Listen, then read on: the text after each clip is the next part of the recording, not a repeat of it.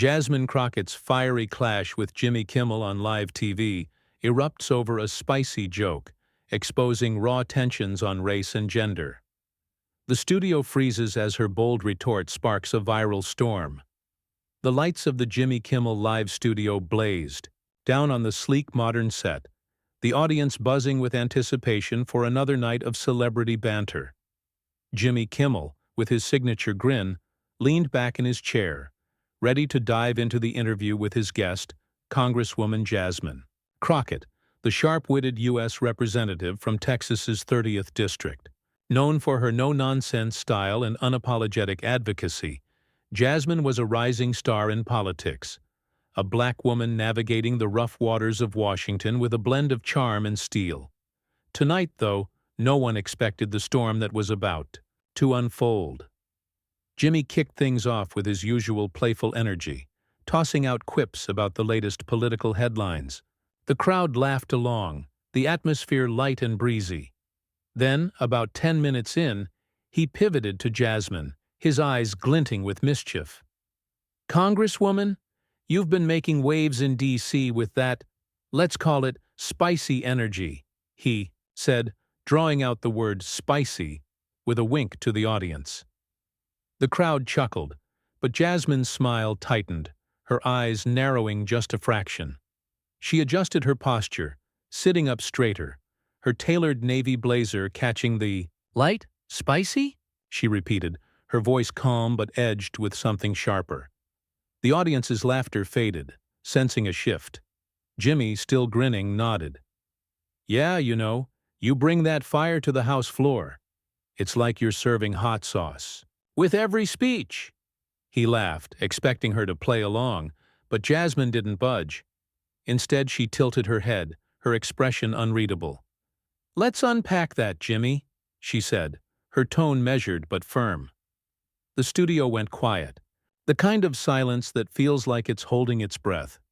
"When you say spicy, what exactly are you getting at? Because I've heard that word thrown around before, and it's rarely just about my speeches." Her words hung in the air, deliberate and piercing. Jimmy's grin faltered, his hands fidgeting with the cue cards on his desk. "Well, I just meant you're bold, passionate," he said, trying to recover, but his usual smoothness was slipping.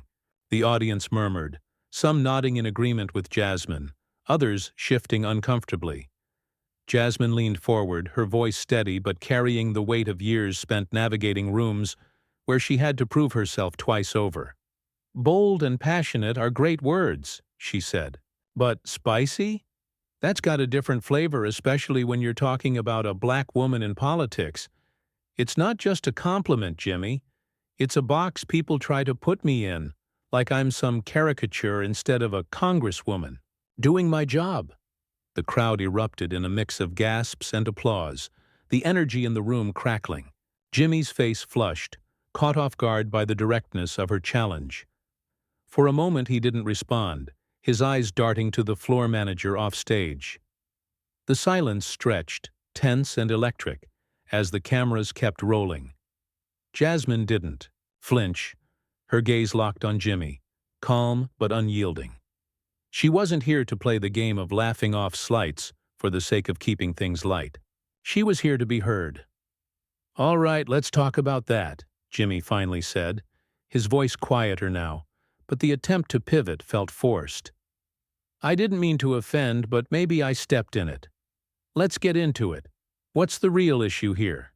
He leaned in, trying to regain control, but Jasmine wasn't about to let him steer the conversation back to safe waters. "The real issue," she said, her voice rising just enough to command the room, "is that words matter. You don't get to toss out terms like spicy and act like they don't carry weight. Not when I'm out here fighting for my constituents, getting death threats for speaking up, and still showing up every day to do the work." The audience roared with applause, some standing, their cheers drowning out the awkward tension.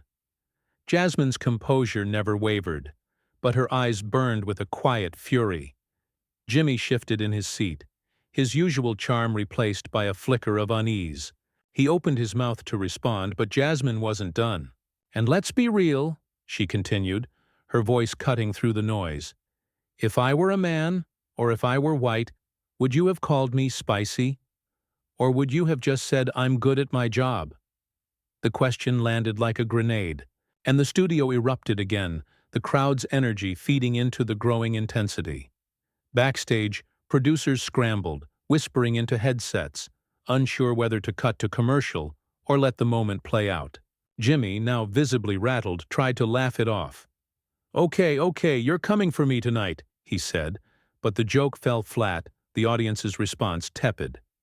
Jasmine's lips curved into a small, knowing smile, but she didn't soften her stance.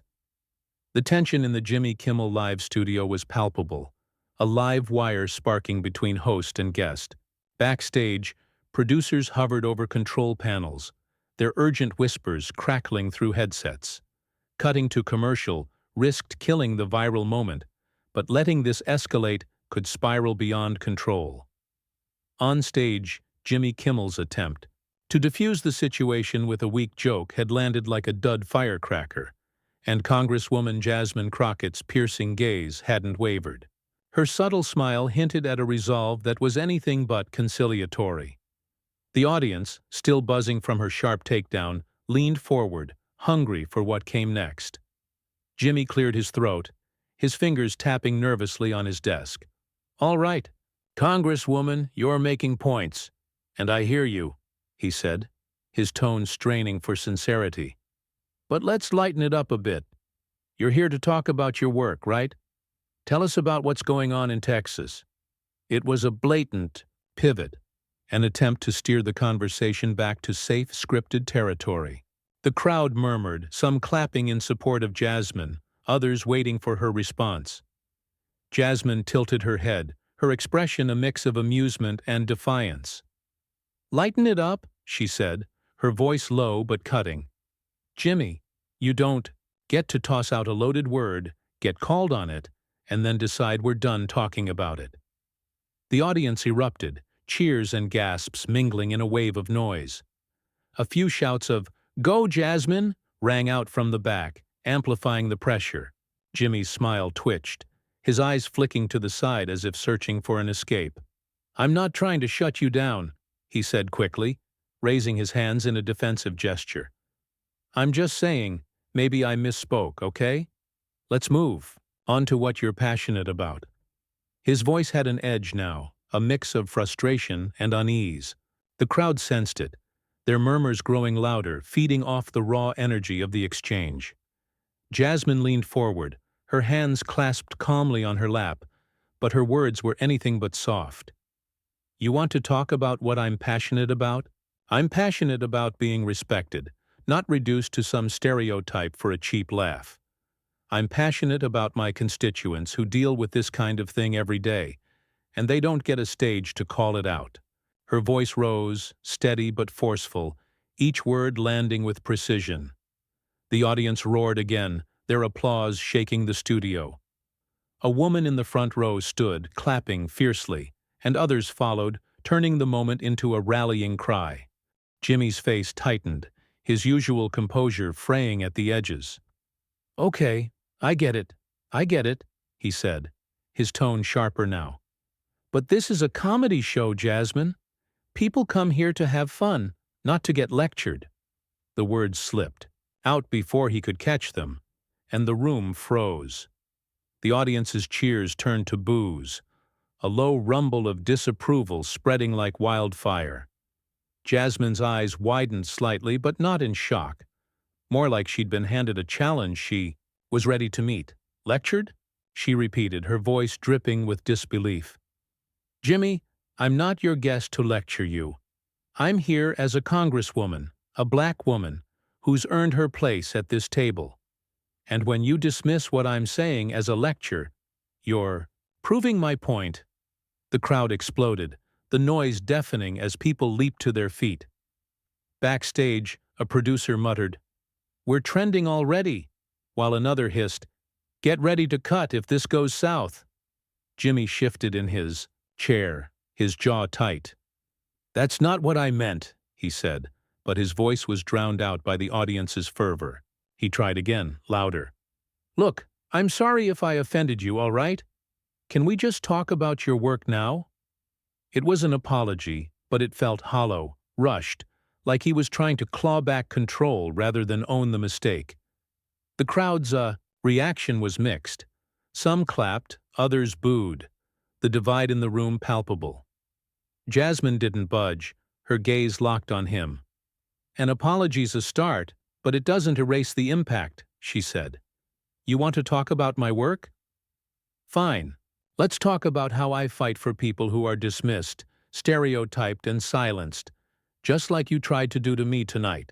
Her words were a gut punch, delivered with a calm that made them hit harder. The audience was on its feet again, their cheers a tidal wave. Jimmy's hands gripped his desk, his knuckles whitening. The stage lights seemed hotter now, the air thick with confrontation. Jimmy opened his mouth, searching for a comeback, but Jasmine's presence commanded the room. You invited me here, she said, her voice steady but searing. So let me speak, or this conversation's done. The ultimatum hung in the air, daring him to push back. What would he do? Double down or back off? Jasmine Crockett's ultimatum echoed through the Jimmy Kimmel live studio, her words slicing through the charged silence. The audience held its breath, eyes darting between her unflinching stare and Jimmy's frozen expression. The stage lights bore down, amplifying the heat of the moment. Jimmy's mouth hung open, his usual quick wit failing him as Jasmine's challenge, let her speak or end the interview, hung like a guillotine. Backstage, producers exchanged panicked glances, one mouthing, "We can't cut now," while another scribbled notes for damage control. The crowd's energy was a live wire, ready to spark at whatever came next. Jimmy leaned back, his hands splaying on the desk as he tried to regain his footing. "Okay, Congresswoman, you've got the floor," he said, his voice tight, a forced smile flickering. "Speak. I'm listening." But the concession felt like a dare, laced with a hint of defiance that didn't go unnoticed. The audience murmured, some clapping in support of Jasmine, others waiting to see if she'd take the bait or dismantle him further. Jasmine didn't hesitate. "Good," she said, her tone cool but commanding. "Because I'm not here to play. Nice for your ratings. I'm here to talk about what matters, my work, my people, and why words like the ones you used carry weight you don't seem to get." Her voice was steady, each word deliberate, as if she were laying out evidence in a courtroom. The crowd roared, a wave of applause crashing through the studio.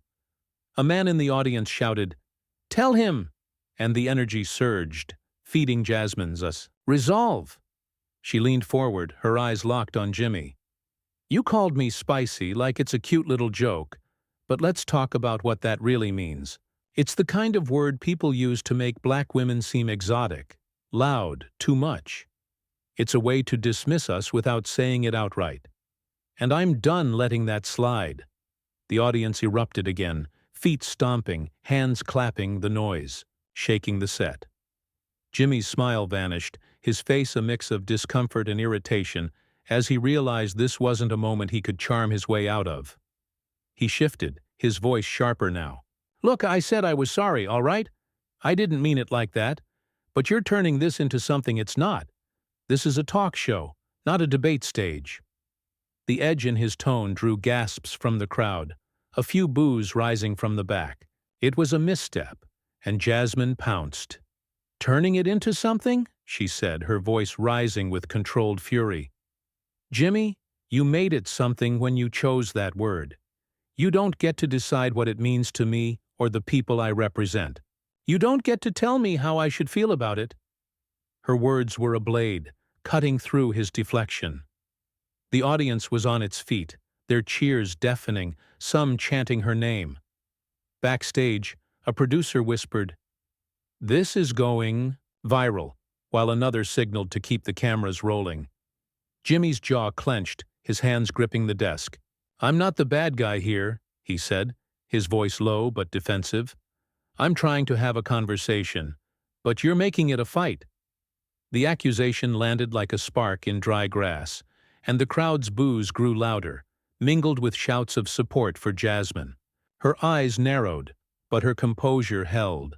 A masterclass in restraint and power. "A fight?" she said, her voice dropping to a deadly calm. "No, Jimmy. This is me holding you accountable. You invited me here, but the second I challenge you, I'm the one making it a fight? That's the problem. That's why I'm speaking up." The audience exploded, their applause a thunderclap.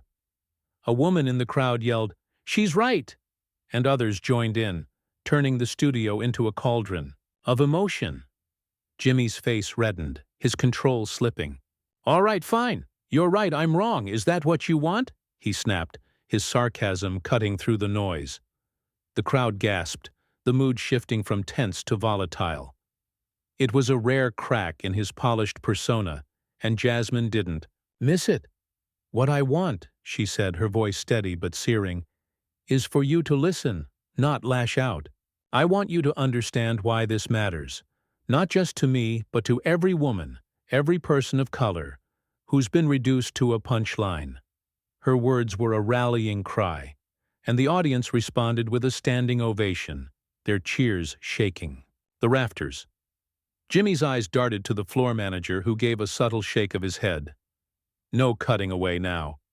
The confrontation was at a boiling point, and Jasmine wasn't backing down. "You can keep trying to shut this down," she said, her voice ringing clear, "but I'm not going anywhere until you hear me." The challenge was unmistakable, and the crowd's roar was her armor. Jimmy's next move could make or break the night. What would he choose? The Jimmy Kimmel Live studio was a pressure cooker, the air thick with the weight of Jasmine Crockett's unyielding challenge. Her words, "I'm not going anywhere until you hear me," rang like a battle cry, backed by the audience's thunderous roar.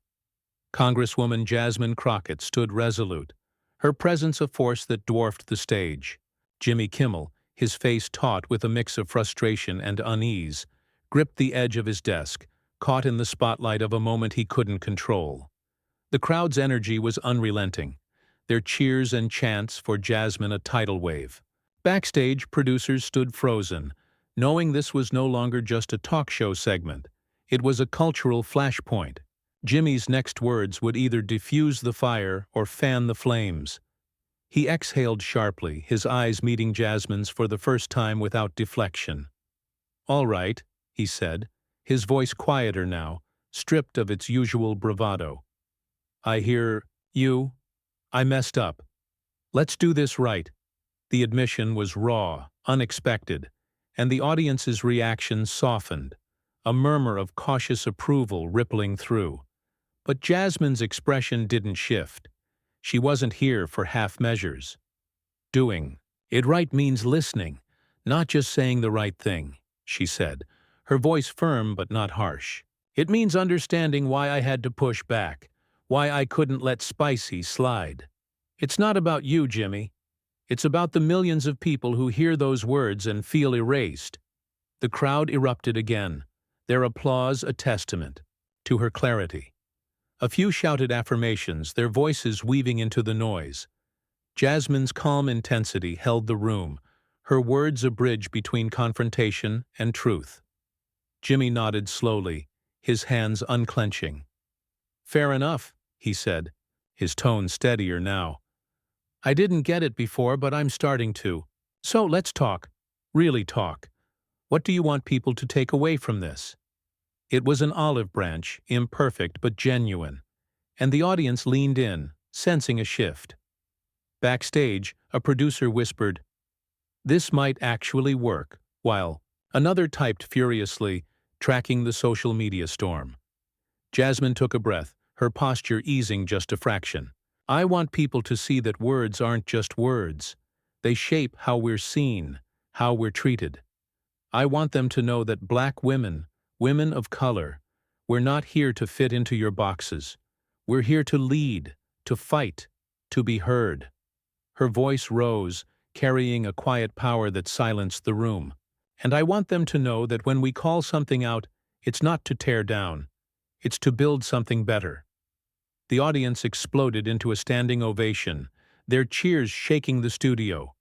Tears glistened in some eyes, others raised, fists in solidarity. Jimmy leaned forward, his usual polish replaced by something more human. "That's powerful," he said, his voice low. "And I'm sorry for adding to that weight. I should have known better."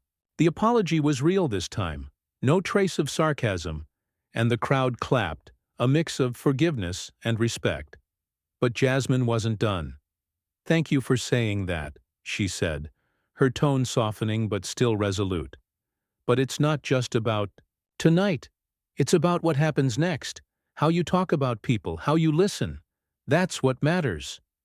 Her words were a challenge and a hope, and the audience roared again, their energy a celebration of her strength. Jimmy nodded, a flicker of understanding in his eyes.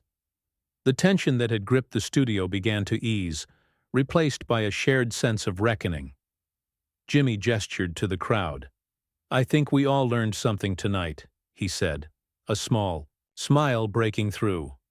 "Congresswoman, you've got my respect, and I'm pretty sure everyone else's too." The audience laughed, a warm release, and clapped wildly as Jasmine offered a nod, her smile genuine but tempered. As the segment wrapped, Jimmy stood, extending a handshake that Jasmine met with a firm grip. "You're welcome back any time," he said, and the crowd cheered, sensing the sincerity. Jasmine's eyes sparkled with quiet triumph. "I'll hold you to that," she replied, her voice light but pointed. The lights dimmed, the theme music swelled, and the audience rose for one final ovation. The moment didn't end on the stage. Clips of the confrontation flooded social media, sparking debates about race, gender, and accountability. Jasmine's words became a rallying cry, her composure a blueprint for standing tall. Jimmy, to his credit, addressed the moment in his next monologue, vowing to listen more and assume less.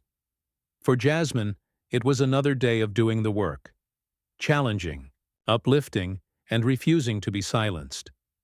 The night wasn't just a clash.